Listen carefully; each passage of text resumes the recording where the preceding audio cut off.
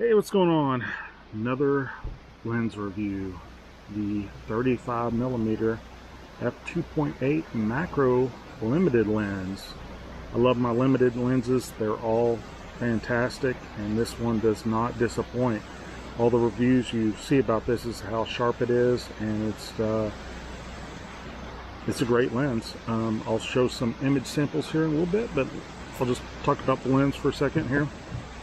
It's kind of lightweight, got a little bit weight. I mean, if you're used to the plasticky 35, this one has a little bit more weight than that, but it's definitely doesn't weigh that much. So solid metal back, very well constructed, and there it is all the way out. It's got a built-in lens hood, see there. Put it on the camera. Again, it's well balanced on the K-3 Mark III right here, which looks pretty awesome as well. Comes with the metal lens cap like you would get with most of the or all of the limited lenses. Everything that you've read about it on Pentax forums on how crisp and just awesome this is, and it's all the limited lenses, the color and the contrast and just everything, just the smallness of them, I would totally agree with that. It's fantastic. Now let's get to the macro side. Are you buying this for macro? If you're just buying this to get a 35mm that's like top notch, definitely. So with a macro lens, would you be buying this just for that feature? If you are, there are better ones out there, but this one, let me show you. I do not a ton of macro stuff, but I'll just show you some stuff that might, if you are a macro photographer.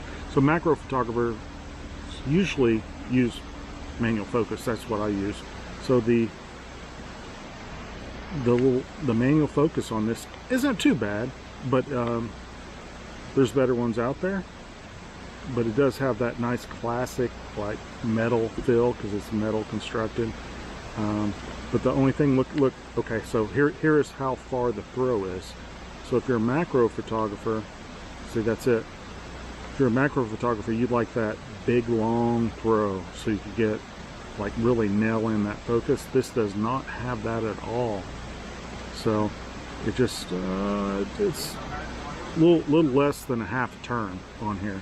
So if you're buying this for macro photography, there's better lenses out there for this. But overall, just it's great if you're using it for like 15% macro photography. I would recommend it. But if you're going to use it for like 80% macro photography, there's better lenses out there for this. I would say the 90mm f2.8 Tamron is my all-time favorite macro lens, but if you're looking for something that's Pentax and kind of similar to the 35mm, I would go, especially if you're like leaning towards getting a K1, is the 50mm FD, was it DFA? So it will work on full frame and full frame mode on the K1. 50mm f2.8. The focus ring is a lot better on that, and it's a solid lens. I mean, any macro lens, I've said this before if you've watched my channel, any macro lens is going to be super sharp. That's what they're known for. So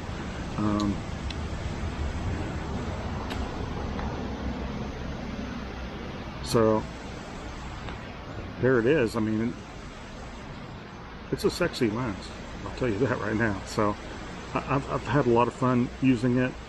Check out these shots I've just had here. I'm in Elkmont in the Great Smoky Mountains, so just check these out. And yeah, great lens. I do recommend it. This lens is, I think, around $450 new, and you could probably get it for $300 to $200 used. So definitely worth buying if you like that 35mm. You know, I should try it on the K1. Check my live out and I'll try it on the K1, see if you actually can use it in full frame mode this Thursday coming up. So, but yeah, great lens. I recommend it, but I don't really recommend it for macro photography. So, but if you like that 35mm on a crop sensor camera, which equivalates to like 52 will be my if my math is correct. So equivalent to full frame. So anyway, thanks for watching. Go ahead, subscribe, watch my Thursday, and you can comment or chat in my Thursday live, and I'll be happy to answer the questions, or you can just leave a comment below and I'll try to answer those. Thank you.